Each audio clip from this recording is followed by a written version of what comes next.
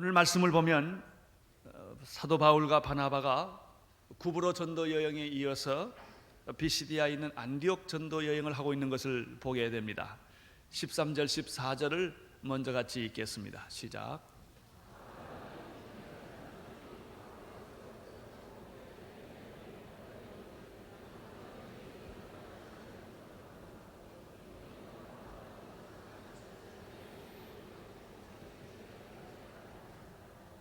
그들은 섬을 떠나서 이제 다시 육지로 건너옵니다. 우리는 여기서 13절과 14절에서 두 가지 재미있는 사실을 발견하게 됩니다. 첫째는 13절에 있습니다. 13절 한번 같이 읽겠습니다. 바울과 및 동행하는 사람들이, 그렇습니다.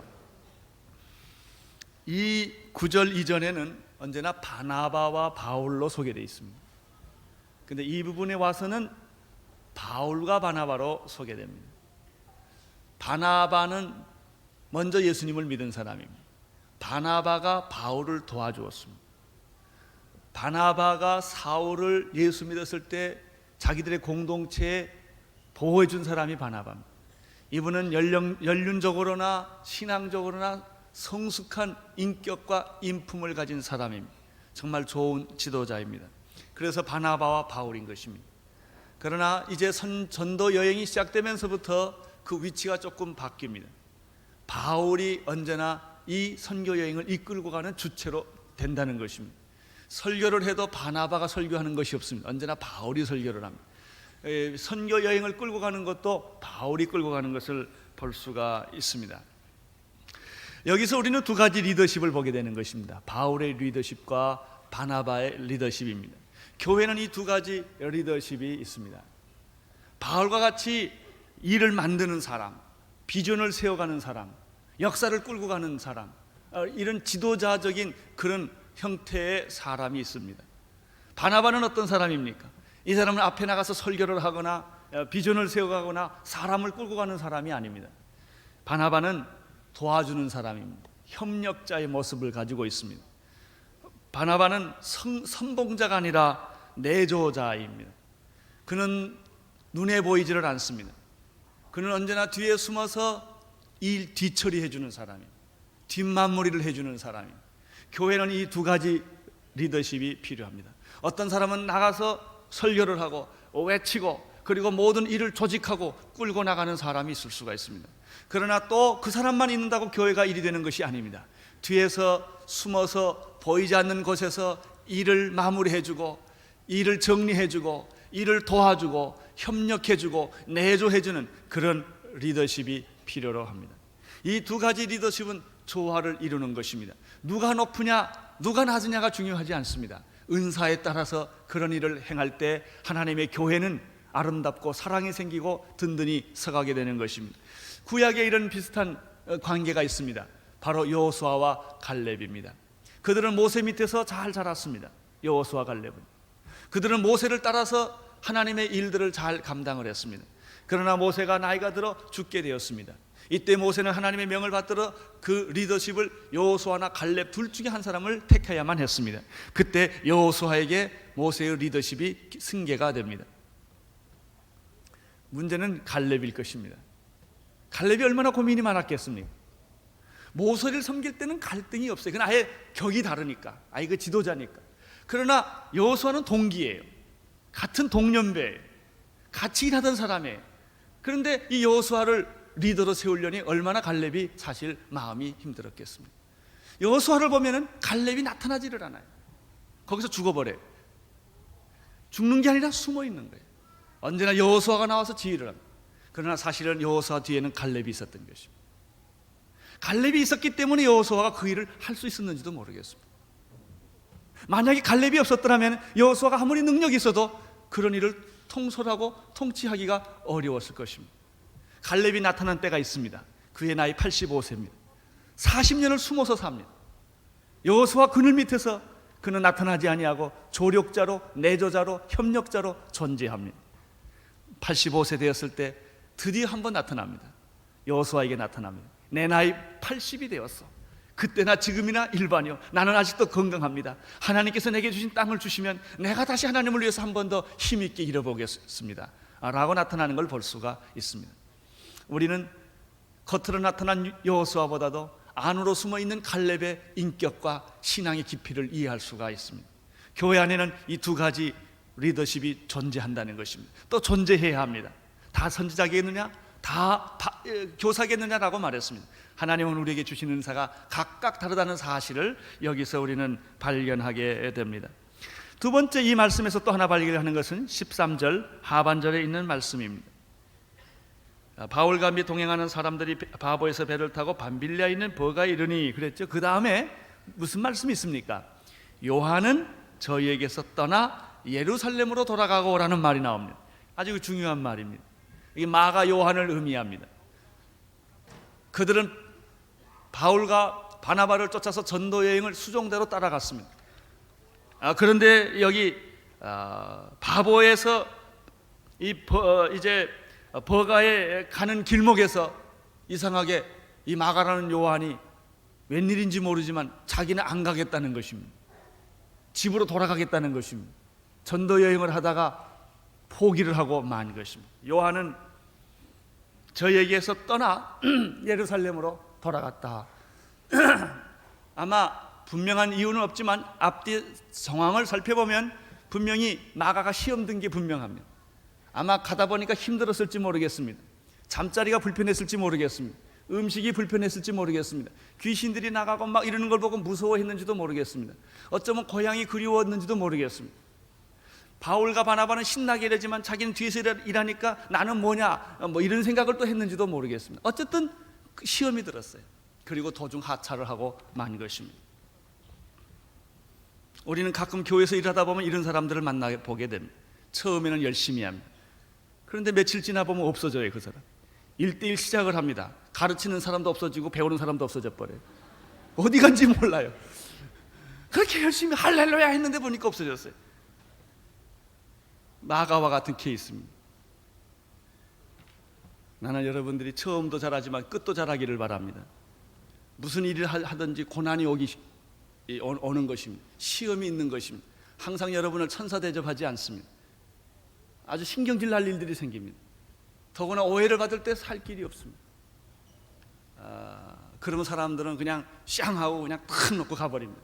내가 뭐 할 일 없어 여기를 했느냐 뭐 이러고 다 가버리는 것입니다. 내가 뭐 월급 받냐 그러고 다 가버리는 것입니다. 이 마가입니다.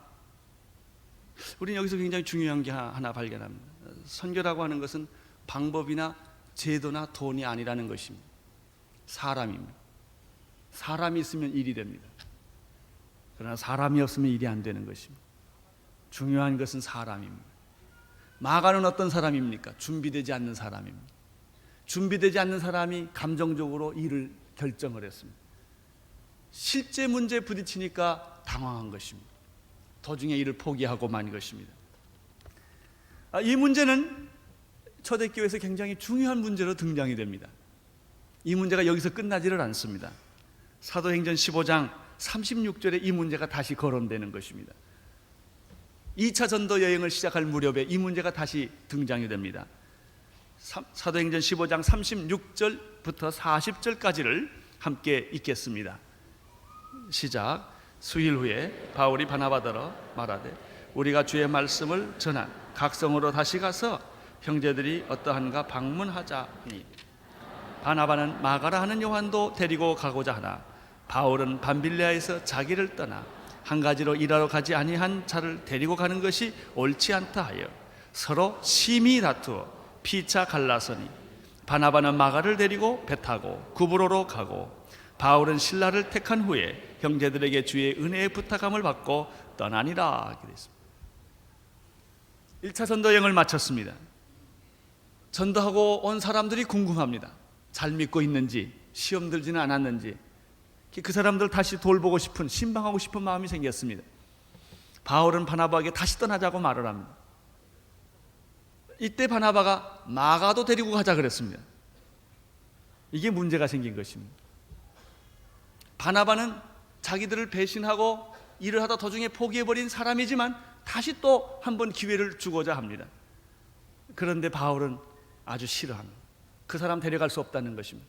그렇게 배신한 사람 또 무슨 일을 저지를지 모르니 그 사람 포기하자는 것입니다.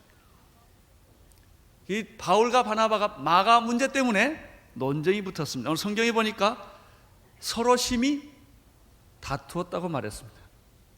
바나바도 싸웠던 일이 있는 것 같아요. 나는 바울과 바나바는 안 싸운 줄 알았는데 아주 싸우는 거 보니까 그렇게 기분이 좋을 수가 없어요. 서로 다투었습니다. 근데 다툰 정도가 아니었어요. 갈라졌습니다. 둘이 헤어지고 만 것입니다. 이 마가 사건 때문에 이런 일이 벌어졌습니다. 여러분들이 설교 끝난 다음에 토론하시기를 바랍니다. 바나바가 옳으냐 바울이 옳으냐 하는 것입니다. 둘 다 일리가 있습니다. 우리는 여기서 두 종류의 사람을 봅니다. 바나바는 사람이 중요하게 느껴지는 사람, 일을 중요하게 생각하지 않습니다. 사람이 상처나면 일을 포기하는 그런 유형의 사람입니다. 그렇기 때문에 또 바나바는 교회를 세웠다 이런 말이 없어요. 그런 무슨 일을 많이 했다는 얘기는 없어요. 그러나 바나바는 사람을 케어하는 사람. 한편 바울은 사람은 좀 손해를 봐도 일을 해야 된다고 생각하는 사람입니다. 그래서 그는 3차 전도 여행을 했고, 바나바의 3차 전도 여행 이런 말이 없습니다. 바울의 3차 전도 여행입니다. 그리고 바울은 가는 곳마다 교회를 세웠던 것입니다. 그는 전도를 했고 기적을 일으켰습니다. 우리는 이 두 사람이 누가 좋고 누가 나쁘다는 것보다는 은사가 다르다고 하는 것을 우리가 보게 되는 것입니다. 역할이 서로 다른 것입니다. 이런 역할이 서로 다를 때 이것은 서로 상호 보완하는 의미를 갖게 되는 것입니다. 대부분 많은 사람들이 사랑을 해서 결혼하면 놀랍게도 서로 다르다는 것을 발견하게 됩니다. 우리 주수일 장로님이 늘 말하듯이 이빨을 닦아도 치약을 써도 중간에서부터 꽉 눌러 쓰는 사람이 있고 뒤에서부터 말아서 쓰는 사람이 있다는 것입니다. 어떤 사람은 집에 물건을 갖다 놓으면 버리는 사람이 있어요. 뭐든지 다 빨리 버리는 사람이 있고, 어떤 분은 시시한 것도 다 갖다 놓는 사람이 있어요. 그래서 남편이 주워오면 아내가 버리고, 남편이 주워오면 아내가 버리고 계속 이루고 사는 부부도 있습니다. 그 부부가 같은 것은 서로 사랑한다는 것 외에는 공통점이 별로 없는 것이 있습니다. 근데 그런 부부들 또 잘 살아갑니다. 다르다고 하는 것은 무슨 의미입니까? 서로 보완한다는 의미가 있는 것입니다. 다르다고 하는 것은 서로 비판하는 의미가 있는 것이 아닙니다. 정죄하는 의미가 있는 게 아닙니다. 저 사람의 약점이 보였다면 그것은 내가 비판하라고 보여준 것이 아니라 그 약점을 내가 보완하라고 보여주신 것입니다. 우리는 서로 다를 수밖에 없습니다. 달라야 합니다. 하나님은 다양성을 좋아하십니다. 그렇지만 그 다양성 안에서 우리는 하나의 일치를 발견하게 되는 것입니다. 이것이 바로 성령님의 일치인 것입니다. 이때 교회는 능력을 갖게 되는 것입니다. 이때 교회는 사랑을 하게 되는 것입니다. 우리는 바나바와 바울이 이 초창기에는 서로 이렇게 흩어졌지만 우리는 이 두 가지 요소들이 필요한 것을 보게 됩니다. 이 메시지를 통해서 우리가 몇 가지 발견하는 것이 있습니다. 첫째는 역시 인간은 인간이구나. 저는 그걸 느꼈습니다. 역시 바나바나 바울도 굉장히 훌륭한 사람들이지만 서로 싸울 때도 있고 또 헤어질 때도 있는구나 하는 걸 느낍니다. 여기서 우리는 무슨 메시지를 발견하게 됩니까? 바나바와 바울이 중요한 게 아니라 하나님이 중요하다는 사실을 배우게 됩니다. 아브라함이 위대한 게 아닙니다. 아브라함의 하나님이 위대하신 것입니다. 바울이 위대한 것이 아닙니다. 바울이 그렇게 위대한 생애를 산 것이 아니라 바울의 하나님이 위대한 것입니다. 여러분이 위대한 것이 아니라 여러분의 하나님이 위대하십니다. 우리는 싸울 수밖에 없는, 우리는 어떤 견해를 가지고 있는, 그 견해도 어떤 극단적인 견해를 가질 수 있는 그런 인간입니다. 그렇지만 그런 인간들을 통해서 하나님은 하나님의 나라를 이루어 가신다는 것입니다.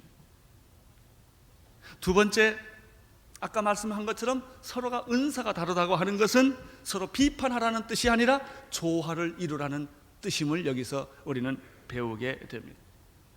또 세 번째, 여기서 또 발견하는 것은 역시 사람은 헤어질 수도 있구나 하는 걸 저는 느낍니다.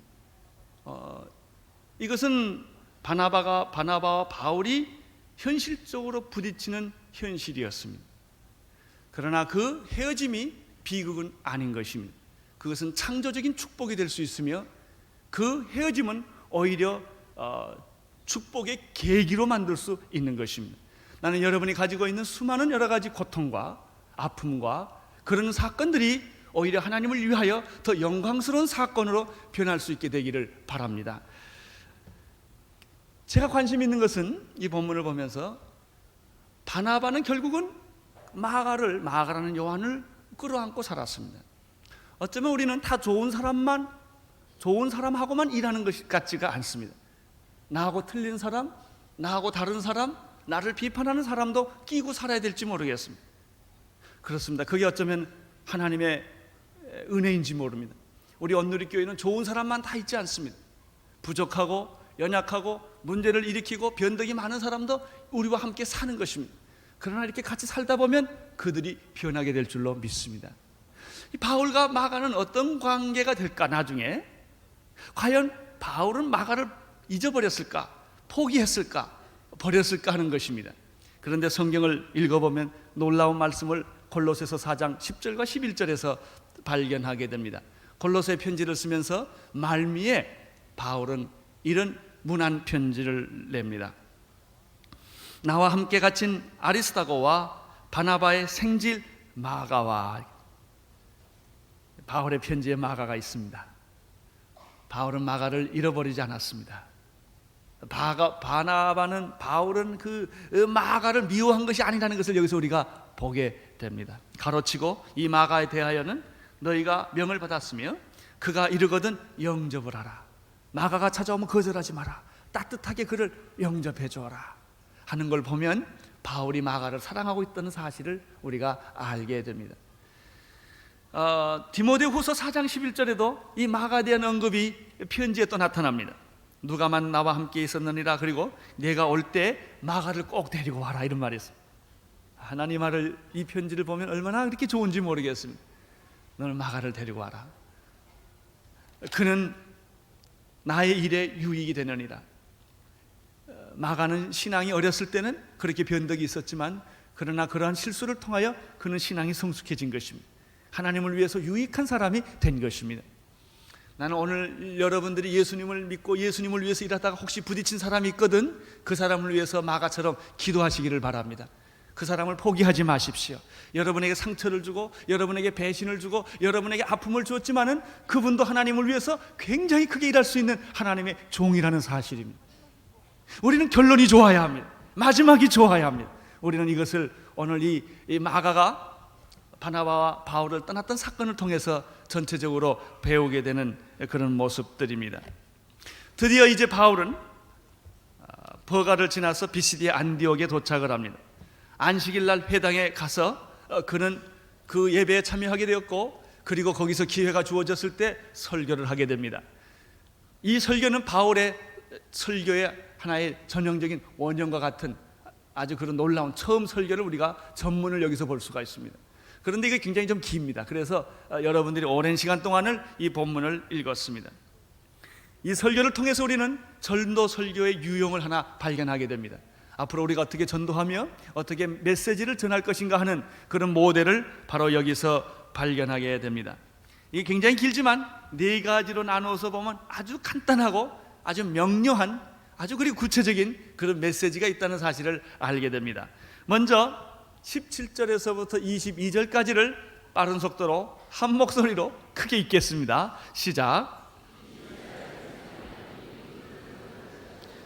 애굽 땅에서 나그네 된 백성을 높여 큰 권능으로 인도하여 내사 광야에서 약 40년간 저희 소행을 참으시고 가나안 땅 7족속을 멸하사 그 땅을 기업으로 주시고 약 450년간 그 후에 선지자 사무엘 때까지 사사를 주셨더니 그 후에 저희가 왕을 구하거늘 하나님이 베냐민 지파 사람 기스의 아들 사울을 40년간 주셨다가 패하시고 다윗의 땅으로 왕으로 세우시고 증거하여 가라사대 내가 이새의 아들 다윗을 만나니 내 마음에 합한 사람이라 내 뜻을 다 이루게 하리라 하시더니, 여기까지 보면 구약의 얘기를 여기서 사도 바울이 전해주는 걸 볼 수 있습니다. 다시 말하면 구약의 말씀을 인용해서 어떤 메시지를 주고 있습니다. 자, 우리가 17절부터 21절까지 쭉 읽었는데 보니까 애굽 땅에서 나온 사건, 광야에서 40년간 살았던 사건, 그리고 사사를 주었던 사건, 사무엘과 사사, 그리고 사울 왕을 세웠던 일, 그리고 사울 왕을 패하시고 하나님이 그 마음에 합한 왕 다윗을 세워준 얘기가 여기까지 나왔습니다. 이걸 쭉 읽으면 무슨 생각이 듭니까? 바울은 구약을 잘 안다, 이런 걸 느끼죠. 굉장히 정통합니다. 나는 여러분도 구약을 이렇게 잘 알게 되기를 바랍니다. 안 보고도 구약을 창세기에서부터 말라기까지 눈 감고 쑥 훑을 수 있게 되기를 바랍니다. 어떤 사람은 사사기를 찾으라 그러면 막 신약에서 찾는 사람들이 있어요. 바울이 얼마나 구약에 대해서 자유로운가. 어떤 얘기를 하고 싶을 때 그는 아주 적절하게 취사 선택을 해가면서 짧은 시간에 구약의 메시지를, 풍부한 지식을 이렇게 요약을 했다는 것입니다. 근데 이 구약 얘기를 지금 바울이 왜 했느냐 하는 거예요. 왜? 다윗 왕 얘기하려고 그래요. 다윗 왕 얘기를 왜 하느냐는 얘기예요. 그 왕의 씨에서 뭐가 나오니까? 메시아가 나온다. 자, 그 다음 두 번째 메시지를 찾아보겠습니다. 23절에서 25절까지입니다. 시작. 하나님이 약속하신 대로 이 사람의 씨에서 이스라엘 위하여 구주를 세우셨으니 곧 예수라. 그 오시는 앞에 요한이 먼저 회개의 세례를 이스라엘 모든 백성에게 전파하니 요한이 그 달려갈 길을 마칠 때 말하되 너희가 나를 누구로 생각하느냐? 나는 그리스도가 아니라 내 뒤에 오시는 이가 있으니 나는 그 발에 신 풀기도 감당치 못하리라 하였으니,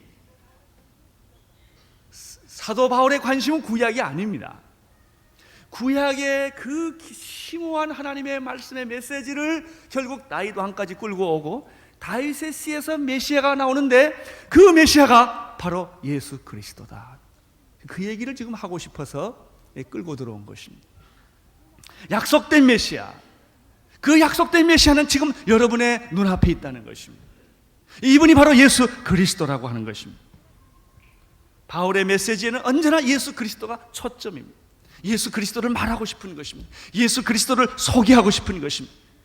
기회만 닿으면, 어떤 기회를 때를 얻든지 못 얻든지, 바울은 기회만 닿으면 감옥에 있든지, 그가 파산하는 뱃속에 있든지, 그가 토인들이 있는 섬에 있든지, 어느 곳에 로마의 감옥에 있든지 그는 예수를 얘기했던 것입니다.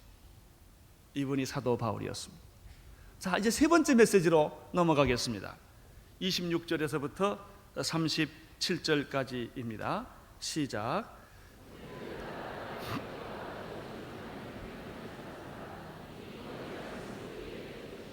예루살렘에 사는 자들과 저희 관원들이 예수와 및 안식일마다 외우는 바 선지자들의 말을 알지 못하므로 예수를 정죄하여 선지자들의 말을 응하게 하였도다.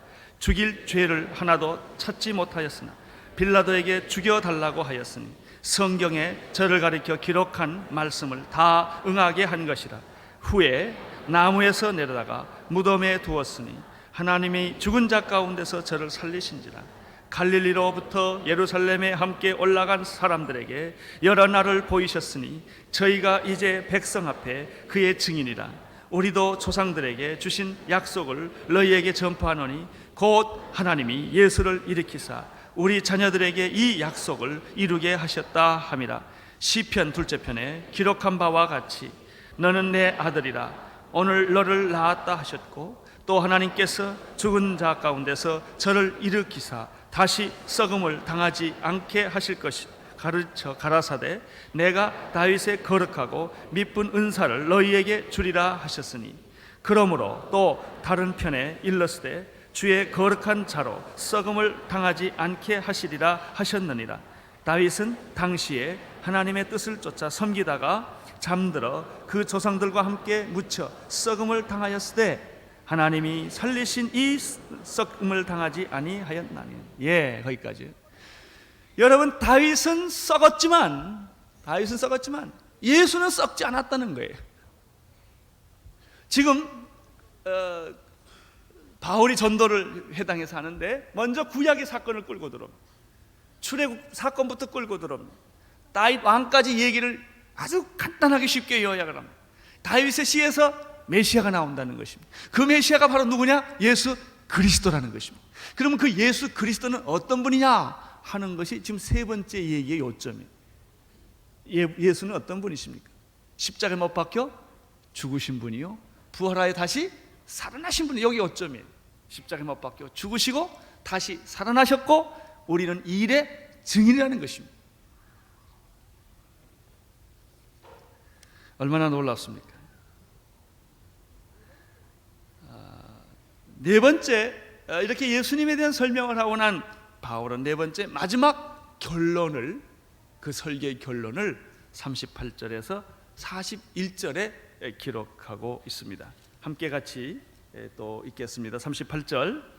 그러므로 형제들아, 너희가 알 것은 이 사람을 힘입어 죄사함을 너희에게 전하는 이것이며, 또 모세의 율법으로 너희가 의롭다 하심을 얻지 못하던 모든 일에도 이 사람을 힘입어 믿어 자마다 의롭다 하심을 얻는 이것이니라. 그런즉 너희는 선자들로 말씀하신 것이 너희에게 미칠까 삼가라. 일렀을 보라, 멸시하는 사람들아, 너희는 놀라고 망하라. 내가 너희 때를 당하여 한 일을 행할 것이니 사람이 너희에게 이를지라도 도무지 믿지 못할 일이라 하였느니라 하니라. 결론은 두 가지예요. 이 사람, 너희를 위하여 십자가에 못 박혀 죽었고, 근데 이것도 구약에서 예언된 것이고, 너희를 위하여 십자가에 못 박혀 죽었을 뿐만 아니라 무덤에서 다시 살아났는데, 이것도 구약에서 예언된 것인데, 다윗의 육체는 다 썩어버렸지만 이분의 육체는 썩지 않았단 말이죠. 이 분이 계시는데 이 사람을 힘입어 이 예수 그리스도를 힘입으면 무엇을 얻으리라? 죄사함을 얻게 될 것이다. 38절의 메시지. 이 예수 그리스도를 믿으면 구원을 얻으리라. 이 예수 그리스도를 믿으면 그분은 죽은 분이 아니라, 다윗은 썩었지만은, 그 육체는 썩었지만은 이분의 육체는 썩지 않으셨다. 이분을 믿으면 너는 죄사함을 얻게 될 것이다. 이게 요점이에요. 이게 결론이에요. 이게 적용이에요. 이게 그분의 설계예요. 또 하나 있어요. 너희들이 모세 율법으로는 의롭다함을 얻지 못하지 않았느냐 말이죠. 39절의 메시지죠. 모세 율법으로는 너희가 의롭다 하심을 얻지 못하던 모든 일에도 누구로 말미암아? 이 사람, 그 누구예요? 예수 그리스도. 너희들이 십자가에 못 박였던 예수 그리스도, 하나님이 다시 살렸던 예수 그리스도, 그 사람을 힘입으면 뭐라고 그랬어요? 믿음으로 의롭다함을 얻게 된다. 두 가지 메시지. 결론이에요. 예수를 믿어라. 쉽게 말하면 예수 믿어라. 이 예수는 죽은 분이 아니다. 그분은 메시아다. 하나님의 아들이다. 구약에 약속된 메시아인데 이분은 죽었지만 죽은 분이 아니다. 다시 살아나신 분이다. 이 예수 그리스도를 여러분이 믿으면 구속 곧 죄사함을 얻게 될 것이고, 여러분이 하나님의 자녀 곧 의롭다함을 얻게 될 것이다. 얼마나 메시지가 간단해요. 그렇죠? 자, 우리는 오늘 사도 바울의 메시지에 네 가지 큰 토막을 봤어요. 그네가 구약의 메시지를 인용했어요. 무엇 때문에? 다윗 왕을 얘기하려고. 다윗 왕을 통하여 나타난 씨가 메시아인데 그분이 누구라? 예수 그리스도라. 그 예수 그리스도는 우리를 위하여 십자가에 못 박혀 죽었고, 죽었을 뿐만 아니라 다시 살아나셨다. 누구든지 이 예수를 믿으면 죄사함을 받는다. 누구든지 이 예수를 믿으면 의롭다함을 얻게 되는 것이다. 아멘. 아주 간단하죠. 전도 설교를 이렇게 마쳤습니다.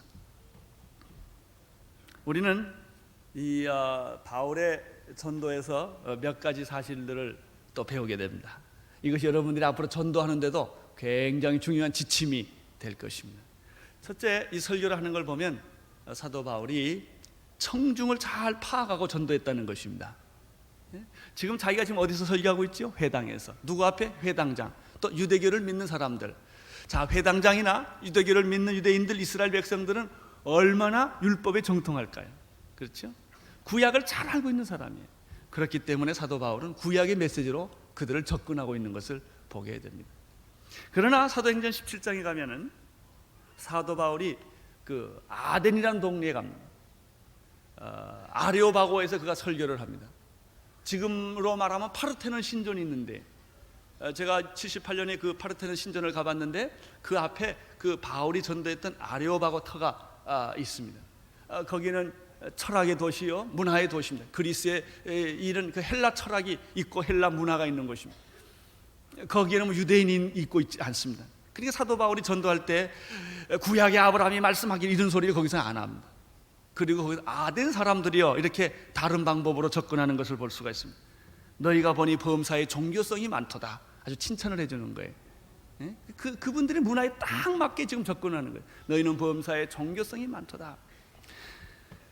내가 두루다니며 너희 위하는 것을 다 보니까 너희들은 신을 섬기는 걸 그렇게 좋아하는데, 신을 얼마나 좋아하든지 이름 붙이다 붙일 게 없으니까 unknown God, 알 수 없는 신, 그렇게 팻말을 붙여놓고도 절을 하더라. 이게 너희들이 알 수 없는 그 신을 내가 알게 해주겠다. 그분이 천지를 창조하고 만유를 주지하시는 하나님이시다. 이렇게 전도를 그렇게 끌고 들어갑니다. 전도하는 방법이 다르지요. 여러분, 지혜롭게 전도하기를 바랍니다. 열정만 가지고 전도하면 시험 들기 딱 알맞습니다. 아주 사람에 따라서, 대상에 따라서 전하는 메시지가 다르다고 하는 것을 우리는 보게 됩니다. 그러나 중요한 것은 이 사도 바울의 메시지 전체에서 그렇게 대상에 따라 전도하는 방법은 다르고 표현하는 것은 다르고 접근하는 방법은 다를지라도 그가 전하는 메시지는 똑같다는 거예요. 예수 그리스도라는 것입니다. 그의 관심은 예수였어요. 그의 소원은 예수였어요. 그는 고린도전서 2장 2절에서 내가 너희 중에 예수 그리스도와 그의 십자가에 못 박히신 것 외에는 아무것도 알지 않기로 작정했다고 말씀했습니다. 예수 외에는 나는 모든 걸 포기했다. 예수 그리스도 외에는 나는 모든 것을 분토로 여긴다. 그렇게 말을 했습니다. 나는 여러분도 그렇게 되기를 바랍니다. 우리가 사람들을 전도할 때는 이런 다양한 방법이 필요합니다. 그러나 아무리 다른 종류의 사람이라 할지라도 흑인이나 백인이나 동양인이나 무식한 사람이나 유식한 사람들이나 어떤 종류의 사람이라 할지라도 우리가 전하고 싶은 분은 예수 그리스도라는 것입니다. 예수님을 위해서 결혼하기를 바랍니다. 예수님을 위해서 결혼 안 해도 됩니다. 예수님을 위해서 직장을 가지십시오. 예수님을 위해서 돈을 버십시오. 예수님을 위해서 공부하십시오. 우리가 공부하는 것도, 결혼하는 것도, 우리가 자녀 교육을 하는 것도, 우리가 성공하는 것도, 우리가 사업을 하는 것도, 진급하는 것도 다 누구 때문입니까? 예수 때문이야. 살아있는 것도 예수요, 죽음도 유익하니라. 죽음도 유익하니라. 나는 여러분이 예수님을 위해 죽을 수 있게 되기를 바랍니다. 기쁘게, 기꺼이, 주님, 당신을 위한 것이라면 내가 무엇이든지 하겠습니다. 직업도 바꾸겠습니다. 나는 장소도 바꾸겠습니다. 서울도 떠날 수 있겠습니다. 나는 내가 그렇게 좋아하고 있는 모든 것을 다 포기할 수가 있겠습니다. 그러나 대부분의 많은 사람들은 누구를 위하여 예수가 필요합니까? 나를 위하여. 내 자식을 위해서 예수님이 필요해. 내 성공을 위해서 예수님이 필요해. 내 사업을 위해서 예수님이 필요해. 주님은 간 곳 없고 나만 홀로 남았도다. 아닙니다. 나는 간 곳 없고 주만 홀로 남아야 합니다. 이분이 바울이었어요. 바울은 예수에 미친 사람이었습니다. 그는 자기의 체면이 중요하지 않았습니다. 우리가 교회에서 봉사하는 사람들 보면요, 오해를 받거나 체면에 송상받으면 펄쩍펄쩍 뜁니다. 내 체면 좀 깎인다, 그게 뭐가 중요합니까? 나는 여러분의 체면이 잘 깎이기를 바랍니다. 창피를 좀 당하기를 바랍니다. 누가 여러분을 좀 오해할 수 있게 되기를 바랍니다. 예수님을 위해서 오해도 한 번도 안 받아본 사람들, 예수를 위해서 자기 체면도 한 번 깎여보지 못한 사람들, 얼마나 부끄러운 사람들입니다. 항상 여러분 천사처럼 대접해주고 해두고 여러분을 칭찬해야만 됩니까? 그렇지 않습니다. 그렇지 않습니다. 예수를 위해서 손해를 봐야 합니다. 예수를 위해서 희생도 당해야 합니다. 예수를 위해서 잠 못 자는 일도 있어야 합니다.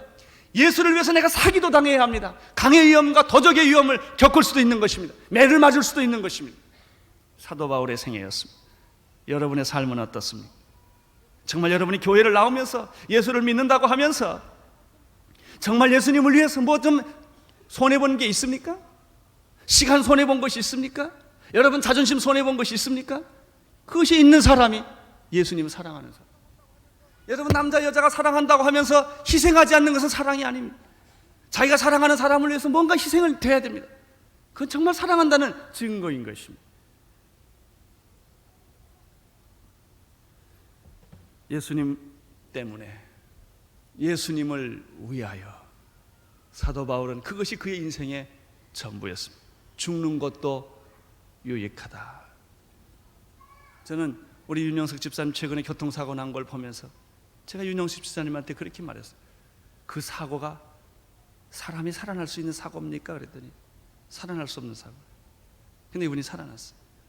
당신은 이미 그때 죽었군요. 그렇대. 여러분, 내가 운전 잘못해서 교통사고 나는 거 아닙니다. 가 부딪히는데 어떡할 겁니까? 우리 청년이 척추에 신경이 다 끊어졌어요. 하반신이 마비됐어요. 그 자리에 여러분이 있지 않으라는 보장이 어디 있습니까? 그렇잖아요?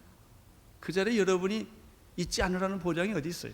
나도 그 자리에 있을 수 있어요. 내가 그 형제를 보면서 느낀 게 뭔지 아세요? 내가 이 자리에 있을 수 있구나.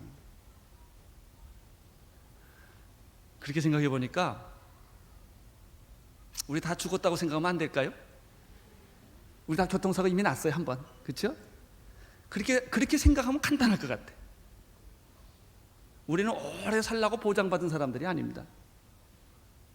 이미 죽었다고 생각하면 간단합니다. 아무든지 나를 따라오려거든 자기를 부인하고 자기 십자가를 지고 나를 따르라.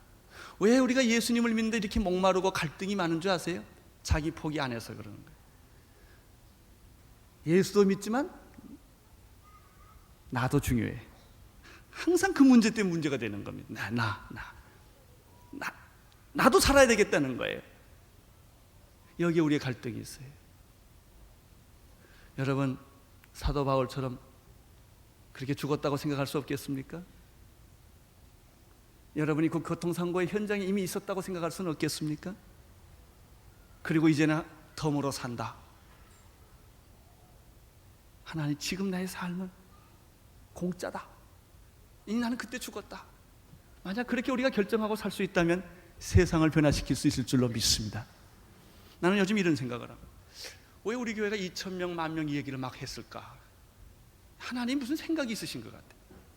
어떤 계획이 있으세요? 예? 여러분, 예수님이 33세에 그가 죽음으로 인류를 구원하셨다면, 만약 온누리 교회 하나가 희생해서 한국 교회가 살 수 있다면, 우리가 한번 희생해서 통일을 가져올 수 있다면 희생할 만하지 않아요? 우리 한번 인생을 포기해 볼 만하지 않습니까? 여러분, 내가 한번 희생해서 내가 죽음으로 민족이 살 수 있다면 그거 한번 해볼 만한 가치 있지 않습니까? 주님은 우리에게 그렇게 도전하십니다. 여러분을 위해 살아봤자예요. 죽을 때 후회해요. 나이 들어 다 후회한다고. 내가 뭐하고 인생을 살았나? 예수님을 위해 여러분의 인생이 결정될 수 있게 되기를 바랍니다. 기도하겠습니다. 하나님 아버지, 바울의 전도 여행을 보여주셔서 감사를 드립니다. 우리의 삶이 짧은 세상에 사는 동안 가장 값진 것이 되게 하시고 가장 영광스러운 것이 되게 하여 주옵소서. 예수님 이름으로 기도드리옵나이다.